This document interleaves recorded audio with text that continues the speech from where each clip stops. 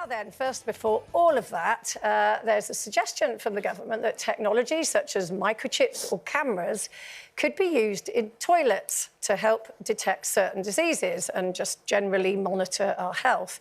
They say the idea could help ease pressure on the NHS. I suppose it's a bit like a pregnancy test kit, like in the lip of the loo, and you wee on it or something, and then it tells you. I mean, would you be comfortable, Janet, with your loo diagnosing your health? No, because I went to America a couple of years ago and my friends have got one of those really expensive talking toilets that kind of anticipate what you're going to do before you've even realised what you're going to do. And I have never been so constipated. I could not use that loo. It more or less diagnosed everything. I mean, it was... no. You got performance anxiety. Performance anxiety. And also, it might have told her she was pregnant. I mean... Yeah, well, is such a thing as a divine birth or whatever it's called. Anyway, this is a distraction, obviously. Everybody here knows and everybody watching knows that the NHS is in crisis and that 1 in 4 GPs have said that they're thinking of leaving the service over the next 4 or 5 years, and that is going to make matters even worse. So for all of us, the main problem the NHS has got to face up to is waiting times in A&E, and none of us can get a doctor's appointment. And also, when we go on websites, we're confronted with technology that a lot of the population just don't know what box to tick. They go, you know, you've got all these options, and then if you tick the wrong box, you're back to square one.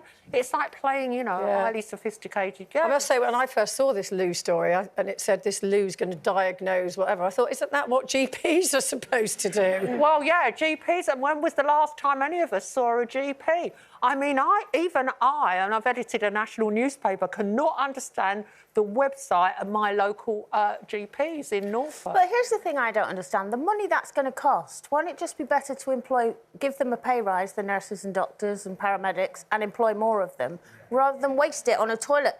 Men can't even get the wee in the toilet. So true. And They'll have to be on the floor in the men's. There's the other thing, that what will happen is that you'll get like a weird diagnosis, maybe. Weird? Well, a weed. Just saying.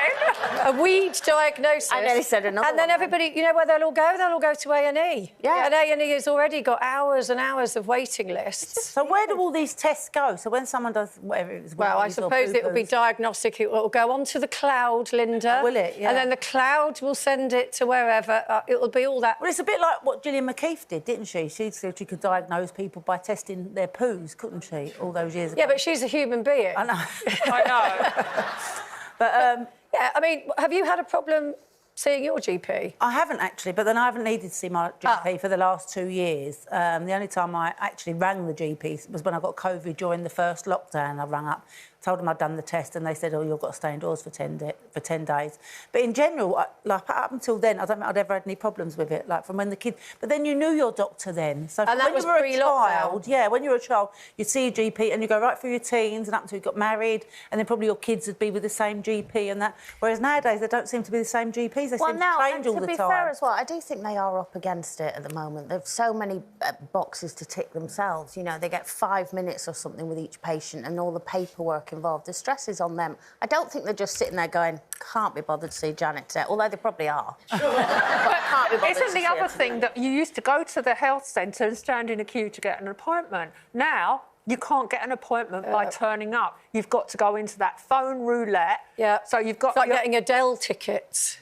Yes. Pressing. Exactly. And I just think the situation can't go on the way it is. Either GPs have got to be honest. Let us go into the health centre and let more people there do the lower grade jobs. I think there's a whole knock-on effect going on here, isn't there? Because social care is underfunded. That has a knock-on effect that a lot of the people that social care would deal with end up trying to get into the GPs. The GPs knock on to A&E. There's no convalescent homes anymore, so then you get the bed blockers. We know all this sitting here. Why can't somebody sort this out? Anyway, we did call the NHS for a right to reply, but we didn't get a response. But we should really point out we didn't get a response. What a surprise! We should really point out that it does differ from GP practice to GP practice, so not everybody will have the same experience.